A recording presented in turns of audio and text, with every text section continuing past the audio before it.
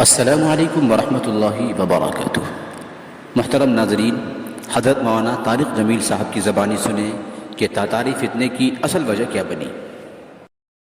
مسلمان کو کوئی مٹا نہیں سکتا، کیوں کہ اللہ نے اسلام کو باقی رکھنا ہے۔ اگر اسلام باقی رہے گا کب؟ جب مسلمان ہوگا۔ مسلمان کے بغیر تو اسلام باقی نہیں رہ سکتا ہے۔ تو ساری دنیا کی طاقتیں مل کر ہمیں نہیں مٹا سکتی، کیونکہ اللہ نے اسلام کو باقی رکھنا ہے، اور اسلام باقی رہتا ہے مسلمان سے۔ نماز باقی رہتی ہے نمازی سے، قرآن باقی رہتا ہے حافظ قرآن سے، حج باقی رہتا ہے حاجی سے، عمرہ باقی رہتا ہے عمرہ کرنے والے سے۔ تو اللہ نے پوری دنیا کے شیطان دجال اکٹھے ہو جائیں، ہمیں مٹا نہیں سکتے۔ ہاں یہ ہو سکتا ہے کہ اللہ ہمیں ختم کر دے، ہمیں ختم کر دے، مثلا ساری دنیا کا باطل کا مٹا دو اور ہم مٹ جائیں، تو اللہ کیا کرے گا؟ کسی اور قوم کو فوراً کلمہ پڑھا کے مسلمان بنا دے۔ اسلام نہیں مٹ سکتا ہے، دنیا کی کوئی طاقت نہیں مٹا سکتی۔ اور یہ جو تبلیغ کا کام چلا ہے، اس بات کی نشانی ہے کہ اللہ دین کو زندہ کرنے والا ہے۔ یہ کوئی جماعت نہیں ہے کہ جمیں دنیا جماعتیں ٹریاں ودیاں، یہ کوئی جماعت نہیں ہے۔ پورے عالم کے انسانوں کو سامنے رکھ کر ایمان کی دعوت دینے کا پروگرام اور نظام ہے۔ اس کا آخر ہدایت ہوگا، اور اللہ جو چاہے کر دے، چاہے باطل والوں کو ایمان دے دے، اللہ کی سنت۔ تو کوئی 500-600 سال پہلے ایک دور آیا ہے جب یوں لگا کہ دنیا سے اسلام مٹ جائے گا اور ختم ہو جائے گا۔ یہ دور ہے 7ویں صدی کا۔ زوال تو شروع ہو گیا 5ویں صدی سے، جب مسلمان آپس میں لڑ حکومتوں کے غلام بن گئے۔ 583 سے 483 سے زوال آنا شروع ہوا، اور پھر وہ چلتے اتنا آگے چلا گیا کہ ایک دوسرے کے گلے کاٹنا یہ ایک فن بن گیا۔ حکومت کی خاطر ذبح کر دینا، کھوپڑیوں کے مینار بنا دینا۔ اسپین کا مسلمان بادشاہ تھا، وہ مسلمان اپنے دشمنوں کی کھوپڑیاں کاٹ کر اس کو خالی کر کے اس میں مٹی ڈال کے اس میں پھول اگایا کرتا تھا۔ یہ ظلم و ستم شروع ہوا، تو اللہ تعالیٰ نے تاتاریوں کا عذاب اٹھایا، اور صحرائے گوبی سے ایک فقیر آدمی جس کا نام تھا تموجن، یہ 564 ہجری میں پیدا ہوا۔ یہ اتنا غریب تھا کہ چوہے مار کے کھاتا تھا، اتنا غریب اور اتنا بے بس تھا، اس کی بیوی کو دشمن اٹھا کے لے گئے اور یہ واپس نہ کروا سکا، یہ اتنا بے بس تھا۔ جب انہوں نے خود واپس کیا تو اس کی بیوی حاملہ تھی، اس کا نام تھا تموجن، اور اس کو بعد میں تاریخ نے نام دیا چنگیز خان۔ جب وہ 40 سال کی عمر کو پہنچا تو دنیا کا سب سے طاقتور بادشاہ بن چکا تھا، اور پھر مسلمان بادشاہ کیا، عوام کیا، رعایا کیا، امیر کیا، غریب کیا، وہ تباہی کی آخری حدوں تک آپس میں مالکی، حنبلی، شافعی، حنفی ایک دوسرے کو قتل کر رہے، شیعہ سنی ایک دوسرے کو قتل کر رہے، اور ایک دوسرے پر لڑائیاں اور ایک دوسرے کے خلاف مناظرے، یہ دین بن گیا۔ 317 ہجری میں 317 میں پیچھے سے بات چل رہی تھی، عسیٰ ان یبعثک ربک مقاما محمودا۔ اس آیت پر کچھ حنبلی کچھ دوسرے مسلمان آپس میں اتنا اختلاف ہوا کہ لڑ 300 آدمی ذبح ہو گئے۔ یہ کیفیت بن رہی ہے، اور عباسی بادشاہ عید کی نماز پڑھنے نکلتا ہے، بغداد کا خلیفہ عید کی نماز پڑھنے جا رہا ہے، اس کے آگے مراسی نچی جاندے، بھنڈ نچی جاندے تو کرتب ہوئے جاندے۔ عید کی نماز کے لیے یہ جلوس نکلتے عیدگاہ میں عشاء کے بعد پہنچا، اور عید کی نماز عشاء کے بعد پڑھی گئی۔ یہ حال ہو گیا، اس طرح کی صورتحال بن گئی، اور اخلاقی پستی اپنی احد کو پہنچی تو اللہ تعالیٰ نے چنگیز کو اٹھایا، اور اس نے 610 میں اسلامی سلطنتوں پہ حملہ شروع کیا۔ یہ بامیان افغانستان کا شہر ہے، یہاں اس کا ایک بیٹا چغتائی، اس کا بیٹا قتل ہو گیا، یعنی اس کا پوتا قتل ہوا۔ تو جب بامیان فتح ہوا تو اس نے حکم دیا کہ کتے بلے بھی ذبح کر دیے تھے، عورتوں کے پیٹ چاٹ کر کے اس میں سے بچے نکال کے وہ ذبح کر دیے تھے۔ ایک انسان تو انسان ہے، جانور گائے بھینس کی ذبح کرتا تو ایک عذاب بن کے نکلا کہ مسلمان آپس میں لڑ عقل ہی نہیں آ رہی تھی ان کو کہ ہماری تباہی کے بادل چھائے ہوئے ہیں، اور وہ ایک دوسرے کو گلے کاٹنے پر اس پر ہی جی میں آج ہویا جائے جب قومیں سوتی ہیں تو پھر ڈھول انہیں نہیں اٹھاتے، دھماکے انہیں نہیں اٹھاتے، پھر موت ہی انہیں اٹھاتی ہے۔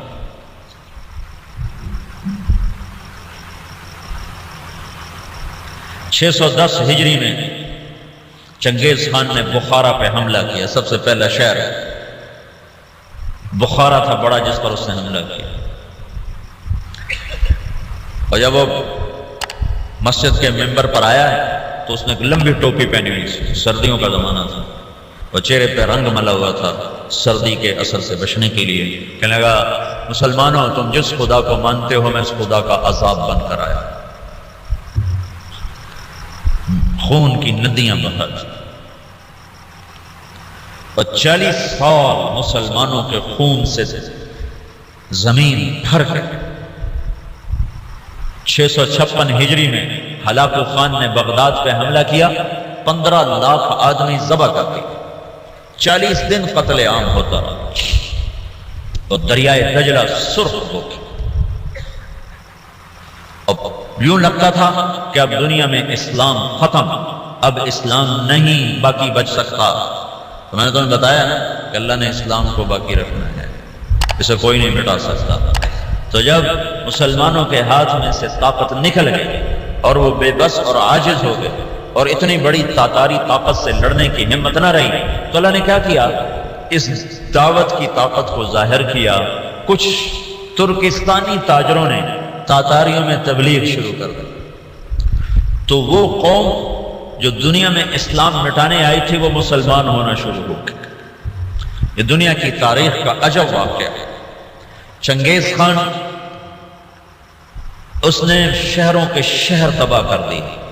اس کے مرنے کے بعد اس کا بڑا بیٹا تھا جوجی، اس نے سلطنت کو 4 حصوں میں تقسیم کیا، روس جوجی کو دیا، منگولیا کا علاقہ چغتائی کو دیا، اور اپنا صحرائے گوبی اور چین اور اس کا دائیں بائیں یہ اوغدائی اس کو اپنا جان نشین بنایا، اور تولوئی کو آذربائیجان سے لے کر ایران کا علاقہ دیا۔ دنیا کا سب سے بڑا فاتح ہے چنگیز خان۔ تو پوری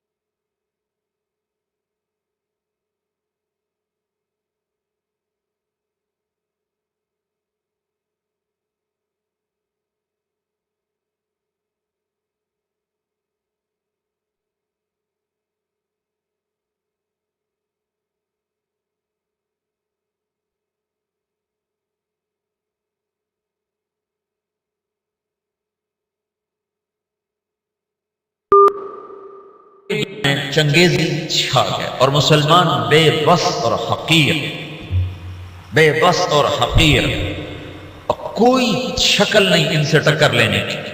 تو اس دعوت کی طاقت کو اللہ نے ظاہر فرمایا۔ جوجی کا بیٹا تھا ایباقا، وہ اس کے مرنے کے بعد بادشاہ بنا۔ ایباقا کا بیٹا تھا برکا، وہ اس کے بعد بادشاہ بنا۔ اس کے دوران دعوت کا کام شروع ہو گیا تاتاریوں میں، تاتاری عوام مسلمان ہونا شروع ہوئے۔ اس سے دعوت چلتے چلتے برکا خان کا ایک وزیر مسلمان ہوا۔ وہ جب موقع پاتا تو برکا کو اسلام کی باتیں سناتا، تو سن کے حیران ہو کر کہتا یہ اچھی اچھی باتیں کس نے تمہیں سکھائی ہیں؟ کہا یہ اسلام سکھاتا ہے۔ کہا یہ اسلام کہاں سے تم نے سیکھا ہے؟ کہا یہ کچھ مسلمان آتے ہیں جو یہ باتیں بتاتے ہیں، اگر آپ اجازت دیں تو آپ سے ملاؤں؟ کہا ہاں ہاں، اب اگر کوئی مسلمان آئے تو مجھ سے ملانا ہے۔ تو ایک ترکستانی تاجروں کا قافلہ، وہ تاجروں کے بھیس میں ہوتے تھے، کام دعوت کا کرتے تھے۔ اللہ نے اسلام کو باقی رکھنا ہے، یہ مٹ نہیں سکتا، جو کون مٹا سکتا۔ ہے عیاں یورش تاتار کے افسانے سے، پاسماں مل گئے کعبے کو صنم خانے سے۔ تو جب وہ قافلے والے آئے تو اس نے برقع خان سے ملایا۔ برقع جو تھا نا، اس نے جب دعوت سنی تو مسلمان ہوا اور پوری روس کی سلطنت میں اسلام پھیل گیا۔ تاریخ لکھنے والے لوگ حیران ہوتے ہیں کہ یہ دنیا میں پہلی دفعہ ایسا ہوا کہ فتح کرنے والی قوم نے اپنے غلاموں کا دین قبول کر لیا۔ ہر کوئی بادشاہوں کا کلمہ پڑھتا ہے، لیکن یہ دنیا کی تاریخ میں پہلی دفعہ ہوا کہ غلاموں کا کلمہ بادشاہوں نے پڑھا۔ تو ایک نسل پوری چنگیز خان کی مسلمان ہو گئی۔ اب ہلاکو جو تھا وہ مصر ایک ملک باقی رہ گیا تھا، وہ اس پہ حملہ کرنے کے لیے لشکر جرار لے کر نکلا۔ تو مصر کے بادشاہ رکن الدین بیبرس نے برقع خان کو خط لکھا کہ ہلاکو ہم پہ حملہ کرنا چاہتا ہے، تو مسلمان ہے ہمارا ساتھ دے۔ تو برقع خان نے ہلاکو کو خط لکھا کہ تو مصر پہ حملہ چھوڑ دے ورنہ میں تم پہ حملہ کروں گا۔ وہ بھی مسلمان ہیں، میں بھی مسلمان ہو چکا ہوں، کلمہ پڑھ چکا ہوں۔ جب یہ خط ہلاکو نے پڑھا تو پریشان ہو گیا۔ اس نے برقع خان کو خط لکھا کہ تمہیں پتہ نہیں ہے کہ چنگیز کا قانون یاسا، اس میں یہ لکھا ہوا ہے کہ کوئی تاتاری دوسرے کے خلاف تلوار نہیں اٹھائے گا۔ تو برقع خان نے اس کو جواب دیا، وہ بھی کافر تھا، تو بھی کافر ہے، میں مسلمان ہوں، تو مصر پہ حملہ کرے گا، میں تجھ پہ حملہ کروں گا۔ اب اللہ کا غیبی نظام چلا ہے، اسلام کو کوئی نہیں مٹا سکتا۔ 4 بیٹے ہیں ہلاکو چنگیز کے، جوجی، اغدائی، چغتائی، طولوئی۔ ہلاکو طولوئی کا بیٹا ہے اور برقع اباقہ کا بیٹا ہے۔ اور جب یہ لشکر نکلا ہے مصر پہ حملہ کے لیے تو یہ حقیقت ہے اس لشکر کو مصر والے نہیں روک سکتے تھے۔ تاتاری کے سامنے آ گئے اور پہلی دفعہ 50 سال کے بعد تلوار تاتاریوں کی آپس میں ٹکرائی، اور اس کے پیچھے چند غیر معلوم مسلمان تبلیغ والے ہیں جن کو تاریخ نے محفوظ نہیں کیا، نام تک بھی نہیں محفوظ کیے، لیکن چند لوگ تھے جنہوں نے اللہ کی بات سنا بادشاہوں تک پہنچائی۔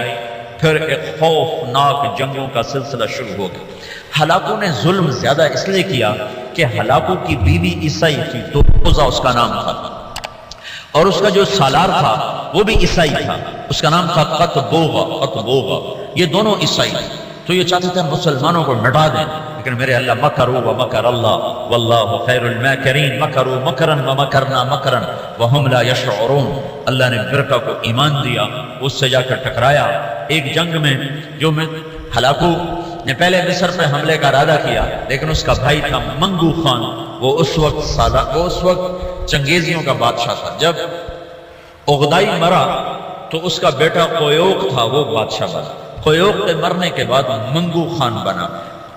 ہلاکو مصر پہ حملے کی تیاری کر رہا تھا کہ منگو خان مر گیا، تو وہ قانون تھا کہ جو تاتاری بادشاہ جہاں بھی ہے وہ بڑے بادشاہ کی میت پر پہنچے، تو اس نے سارے لشکر کو کوچ کا حکم دیا۔ تھوڑی سی فوج اس نے فلسطین میں رکھی، اور 2 سال کے بغداد کی تباہی کے 2 سال کے بعد 656 میں بغداد تباہ ہوا۔ 658 میں رکن الدین بیبرس نے قطبوغا پہ حملہ کیا اور وہ زندہ گرفتار ہوا۔ پھر انہوں نے اس کی بوٹی بوٹی کر کے اس کو پھینک دیا۔ پھر ہلاکو لاؤ لشکر لے کے مصر پہ چڑھا ہے، تو برقع خان آگے آیا۔ یہ دونوں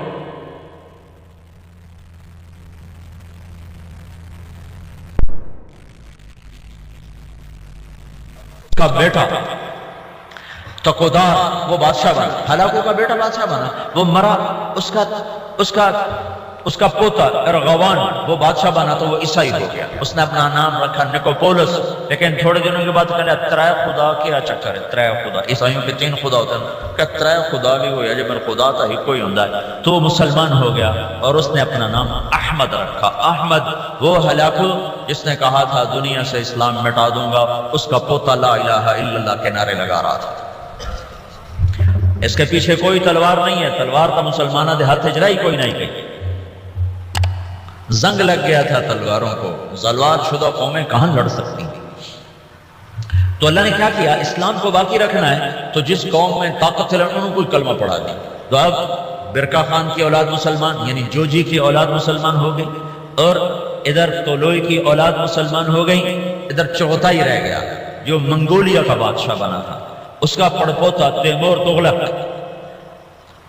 وہ مولانا جلال الدین رحمۃ اللہ علیہ ایک بڑے عالم ہیں، ان سے اس کی ملاقات ہوتی، وہ اس کو ایمان کی دعوت دیتے ہیں، وہ ان سے متاثر ہوتا ہے، ان سے کہتا ہے کہ ابھی تو میں ولی العہد ہوں، جب میں بادشاہ بن جاؤں پھر میرے پاس آنا، پھر میں تمہاری بات سنوں۔ اس کے بادشاہ بننے سے پہلے جلال الدین کا انتقال ہو گیا، انہوں نے اپنے بیٹے رشید الدین سے فرمایا کہ بیٹا جب تیمور تغلق بادشاہ بنے تو اس کو جا کے ایمان کی دعوت دینا اور بتانا کہ میرے باپ جلال الدین نے تم سے بات کی تھی تو تم نے وعدہ کیا تھا۔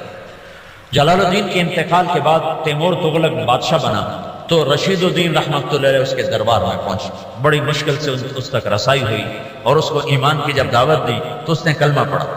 اس کے 4 وزیر تھے، اس نے ان کو بلایا، ان کو اسلام کی دعوت دی، انہوں نے بھی کلمہ پڑھا۔ اس کا سالار تھا، سپہ سالار، اس نے اس کو بلایا، کہا اس کو ایمان کی دعوت دی تو اس کے سپہ سالار نے کہا کہ میں تو ایک شرط لگاتا ہوں کہ یہ میرے غلام سے کشتی کرے، اگر اس کو گرا دے تو پھر میں مسلمان ہوتا ہوں، ورنہ نہیں۔ اس کے غلام کا نام تھا جراش۔ وہ کیسا غلام تھا؟ وہ 5 سال کا جوان اونٹ بیٹھا ہوا، اس کو دونوں ہاتھوں پہ یوں اٹھا لیتے تھے۔ ساڑھے کو بستر نہیں چاہیا جاتا، سلیپنگ بیگ تو پورا اٹھا چاہ لیں گے ایڈی بلا۔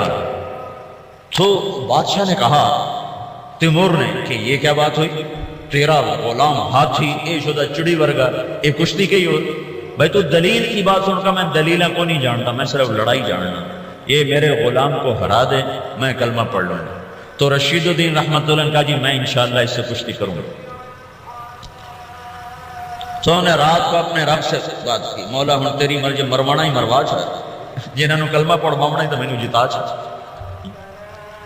یہ سارے واقعات جو میں آپ کو بتا رہا ہوں یہ عیسائی مورخین کی کتابوں سے بتا رہا ہوں، اگر کسی مسلمان کی کتاب ہوتی تو لوگ کھڑا ہمیں ودا کے گلاں دسی جاندے ہیں، یہ میں آپ کو سارے واقعات عیسائی تاریخ دانوں کی کتابوں سے بتا رہا ہوں، جو لکھتے ہوئے خود حیران ہوتے ہیں کہ پتہ نہیں کی چکر ہے، اسلام میں کیا جادو ہے کہ جو طاقتور کو جھکا دے۔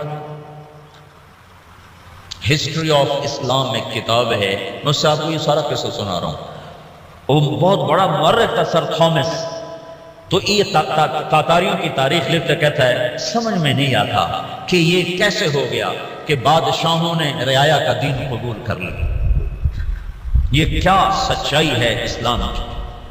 اس نے کہا جی میں لڑوں گا۔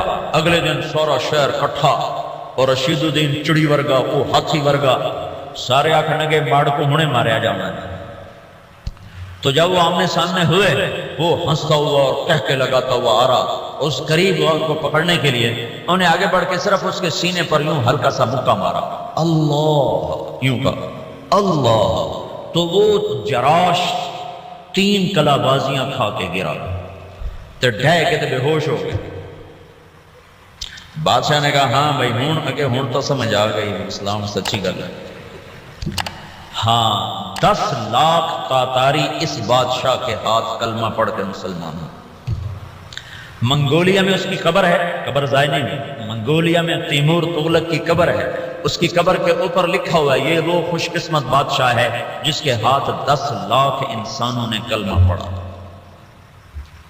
جو قوم دنیا سے اسلام مٹانے اٹھی تھی 50 سال کے اندر وہ سارے کے سارے کلمے میں داخل ہوئے۔ صرف تاتاریوں کی ایک نسل اسلام سے محروم ہوئی، قبلائی خان۔ قبلائی خان کی نسل چین کی طرف نکل گئی تو وہ کلمہ پڑھنے سے محروم ہوئے۔ ادھر جو مسلمانوں کی حدود کے ساتھ تھے سب کے سب کلمہ پڑھنے والے بنے۔